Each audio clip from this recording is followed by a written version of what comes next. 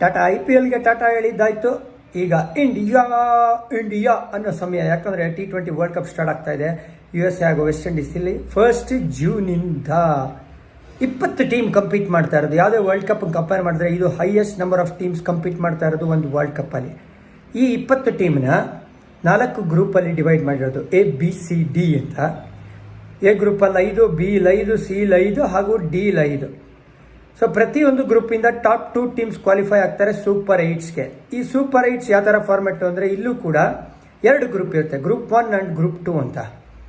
Group 1ಅಲ್ಲಿ 4 team, group 2ಅಲ್ಲಿ 4 team. ಇಲ್ಲೂ ಕೂಡ ಅಗೇನ್ ಟಾಪ್ 2 ಟೀಮ್ಸ್ ಕ್ವಾಲಿಫೈ ಆಗ್ತಾರೆ ಸೆಮೀಸು, ಆಮೇಲೆ ಆಗುತ್ತೆ ಗ್ರ್ಯಾಂಡ್ ಫಿನಾಲೆ. ಇಂಡಿಯನ್ ಗ್ರೂಪಲ್ಲಿ ಯಾರಿದ್ದಾರಪ್ಪ ಅಂದರೆ ಇಂಡಿಯಾ, ಪಾಕಿಸ್ತಾನ್ ಇದ್ದಾರೆ, ಕೆನಡಾ, USA ಇರೋದು ಹಾಗೂ ಐರ್ಲೆಂಡ್. ಬಟ್ ನನ್ನ ಪ್ರಕಾರ ಏನು ಗೊತ್ತಾ, ಗ್ರೂಪ್ D ಒಂಥರ ಗ್ರೂಪ್ ಆಫ್ ಡೆತ್ ಥರ ಕಾಣ್ತಾ ಇದೆ.